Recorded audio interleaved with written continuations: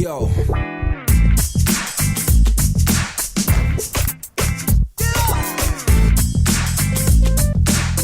Hi, I'm Alice Crawley and welcome to Alice TV. I'm here to help you find your voice and step into your power to create meaningful work and a wonderfully wealthy life. Have you ever felt like you were going to be found out as a fraud? I have, and so has Tiny Fey, Sheryl Sandberg, and Meryl Streep, among many other bright, talented, and successful women. For many years, I lived with what I call the fraud factor. That voice telling you that your work isn't good enough, you don't belong on the team or at the table, and sooner or later, you're going to be found out.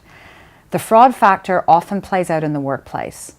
And before I turned my money ship around, I would get great feedback from colleagues and leaders on my work, but I dismissed their feedback.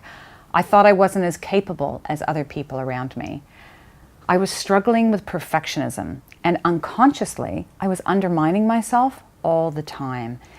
And I was constantly comparing myself to others who I perceived to be smarter, faster, better. I doubted my place on the team and my contributions at work, which meant that I couldn't ask for a raise or promotion because I was always talking down my accomplishments.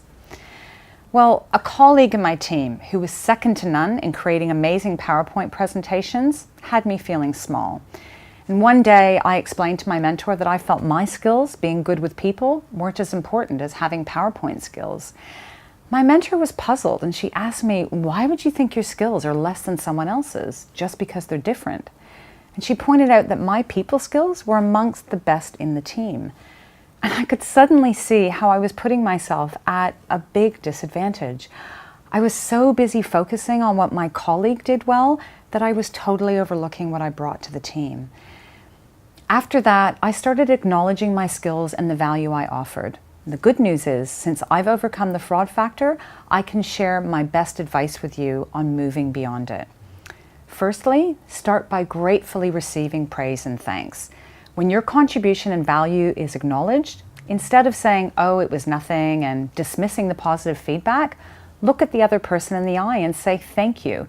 And when you have time, write in your journal or record in your smartphone what you were acknowledged for.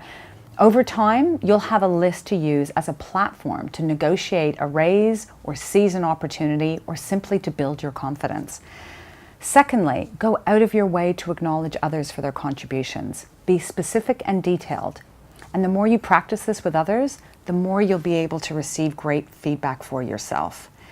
And thirdly, make it a daily practice of talking kindly to yourself and noting your own worth.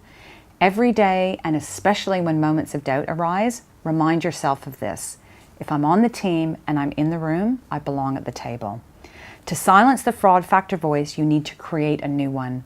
And women are particularly prone to this unkind voice.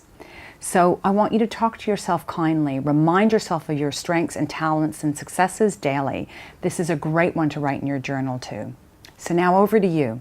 I want you to make a commitment to yourself to start receiving acknowledgements as well as acknowledging others.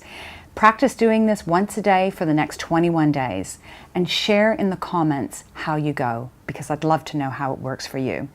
If you haven't done so already, go to my website, alicecrawley.com, and take the Money Style Finder quiz, because you'll find out about your relationship with money and you'll get a free report on your money style so that you can start transforming your finances today.